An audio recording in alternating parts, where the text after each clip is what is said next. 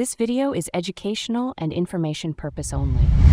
दोस्तों, क्या आप सोच रहे हो कि आफ्टर 12th प्राइवेट बैंक में जॉब कैसे मिलेगी और आपके पास कोई खास एक्सपीरियंस भी नहीं है? तो ये वीडियो आपके लिए है। This video is made for educational purpose. जो मेरा एक्सपीरियंस है, मैंने अपने स्टूडेंट्स को देखा है वो बैंक में जॉब करते हैं, मेरे जो नॉन में है बैंक में, वहाँ सबसे इन्फॉर्मेशन लेकर मैं आपके लिए वीडियो बना रहा हूँ और स्टेप बाय स्टेप रहेगी कि आपको कैसे कैसे करना है। मैं बात करूँगा पहले प्राइवेट बैंक में कौन कौन सी पोस्ट होती हैं, उनमें से किस पोस्ट के लिए आफ्टर 12th आप अप्लाई कर सकते हो और उसका क्या प्रोसेस होता है, क्या क्या स्टेप्स आपको फॉलो करने होंगे। तो स्वागत है आपका अपने इस चैनल दैट इज गाइडेंस गुरुजी, जहाँ पे आप सबको एक बेहतर गाइडेंस हम प्रोवाइड कराते हैं, ट्राई टू गिव बेस्ट। ठीक है।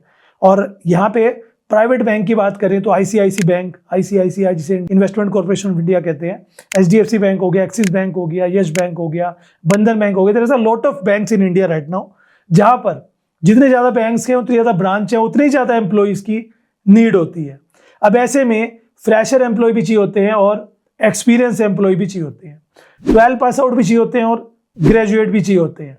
लेकिन पहले समझते हैं कौन कौन सी वैकेंसीज बैंक में यहाँ पर होती है। बैंक की अगर पोस्ट की बात करें तो बैंक में कलर की पोस्ट होती है, बैंक ऑफिस एग्जीक्यूटिव की पोस्ट होती है, data entry operator, relationship manager, relationship executive, sales executive, जिसे हम सेल्स एग्जीक्यूटिव में 3-4 पोस्ट आ जाती है, जैसे कि क्रेडिट कार्ड के लिए अलग होता है, लोन्स के लिए अलग होता है और सर्विस प्रोवाइडर अलग होता है।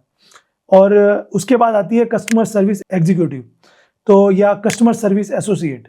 These are the vacancies. और अच्छी बात क्या है आप सबके लिए कि इनमें से बहुत सारी वैकेंसी ऐसी हैं जो फ्रेशर्स के लिए होती है और 12th पास आउट के लिए होती है, बट हमें तरीका नहीं पता है। स्टेप्स बताऊंगा, तरीके बताऊंगा, अप्लाई करके देखो, चांसेस हैं कि अगर सही लगा आपका तरीका या बैंक तक आप पहुंच गए तो हो सकता है कि आपका ये काम बन जाए। चलिए स्टार्ट करते हैं। सबसे पहले बात करेंगे एलिजिबिलिटी की। तो सबसे पहले आपको 12 पास आउट आप मिनिमम होनी चाहिए कम से कम, ठीक है। और कुछ पोस्ट में ग्रेजुएशन चाहिए रहती है। तो अगर आप एक अंडर ग्रेजुएट स्टूडेंट हैं, लाइक आप फाइनल ईयर में है, सेकेंड ईयर में है, तो आपके पास और अच्छे चांस हो जाते हैं। इंग्लिश आपकी ठीक हो, हिंदी आपकी ठीक हो, दोनों हो, आप बोल लेते हो इंग्लिश जिसे कहते हैं, मतलब वे ऑफ टॉकिंग आपका अच्छा होना चाहिए, ठीक है। तीसरा, कंप्यूटर की बेसिक नॉलेज, जिसमें कि कंप्यूटर में ईमेल भेजना, एक्सेल चलाना, वर्ड चलाना, कंप्यूटर खोलना बंद करना, और बैंक की ऑनलाइन कैसे अकाउंट खोलना है, कैसे नेट बैंकिंग यूज़ करते हैं, ये सब चीज़ें आपको बेसिक आनी चाहिए। बाकी कम्युनिकेशन स्किल्स और आपके लीडरशिप स्किल्स जो आपके इंटरव्यू में देखे जाएंगे कि आप कितने अच्छे से अपने आप को रिप्रेजेंट करते हो, फर्स्ट इंप्रेशन आपका कैसा रहता है, एक वो चीज़ नीड होती है बहुत ज़्यादा। अगर ये सब है आपके अंदर तो भाई स्टेप्स फॉलो कर लो, हो सकता है आपका काम बन जाए। सबसे पहला स्टेप है रिज्यूम बना लीजिए। अब रिज्यूम क्यों इंपॉर्टेंट है मैं बताता हूँ आपको। वो रिज्यूम बहुत बार ऐसा होता है कि हम बैंक के किसी पर्सन से मिलते हैं जॉब के लिए या ऑनलाइन अप्लाई करते हैं, हम एक मीटिंग में सब कुछ नहीं बता सकते अपने बारे में, इसलिए रिज्यूम आपको रिप्रेजेंट करता है, आपके बारे में सब कुछ बताता है। तो इसमें सिंपल और क्लियर रिज्यूम बनाना है, बहुत ज़्यादा डिफिकल्ट नहीं करना है उसको। हाईलाइट करने हैं वो पॉइंट जो आप चाहते हो कि उन्हें पता लगे, जैसे कि कम्युनिकेशन या कंप्यूटर की कोई सर्टिफिकेट या नॉलेज। एंड एक्सपीरियंस नहीं भी है तो फ्रेशर लिखो, बट झूठा मत लिखना, फेयर होना चाहिए सब कुछ। रिज्यूम आपने बना लिया। अब जॉब के कितने तरीके हैं? तो कई सारे तरीके हैं जो एक एक को आप फॉलो करिए, मैं आपको सारा बताता हूँ। सबसे पहला तरीका है जॉब पोर्टल्स के थ्रू। आपको पता होगा कि बैंक्स वैकेंसीज जो निकालते हैं सेंटर लेवल पर या स्टेट लेवल पर, वो जॉब पोर्टल जैसे कि naukri.com, लिंक्डइन, इंडीड या वर्क इंडिया, इस तरह की वेबसाइट्स पर डाल देते हैं।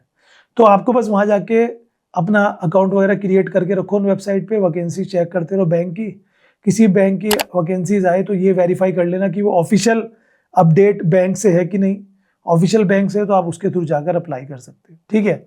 तो इसमें ये समझिए कि डेली 10 से 15 वैकेंसीज वहाँ पर आती हैं, आप अप्लाई करिए, किसी ना किसी में काम बनने की संभावनाएं रहती है। दूसरा तरीका है कि आप डायरेक्ट अपनी लोकल ब्रांच में जाओ और वहाँ पर ब्रांच की जो हेड है, एचआर हेड हो सकते हैं और टीम लीडर हो सकते हैं, टीएल या ब्रांच मैनेजर हो सकते हैं, उन सब से मिलिए, रिज्यूम लेकर जाइए, वहाँ पर कहिए कि सर मैं काम कर सकता हूँ। तो बहुत सारी पोस्ट ऐसी होती है जहाँ पर बैंक आपको बिना सैलरी के रख लेता है कमीशन बेसिस पर स्टार्टिंग में, और 103 महीने के लिए आपका वो एक ट्रेनिंग पीरियड होता है।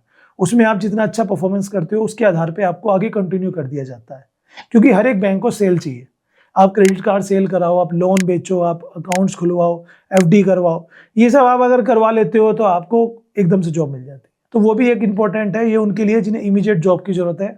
लोकल ब्रांच में जा सकते हो, ठीक है, और वहाँ पर इंटरव्यू वगैरह के लिए अप्लाई कर सकते हो, रिज्यूम वगैरह सबमिट कर सकते हो।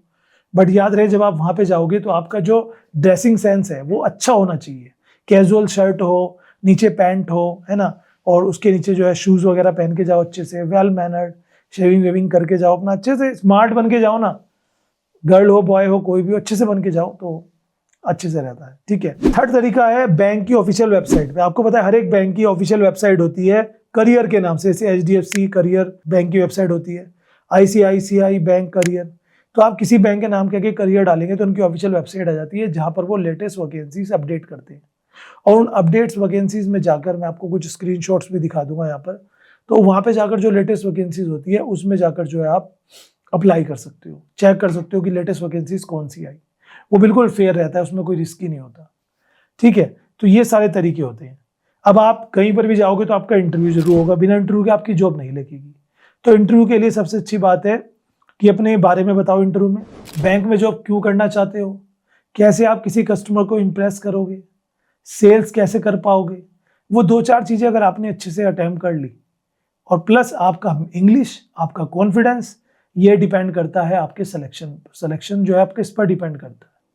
सैलरी वगैरह स्टार्टिंग में थोड़ा बेसिक रहती है बट अच्छी मिल जाती है अगर आपकी परफॉर्मेंस अच्छी है।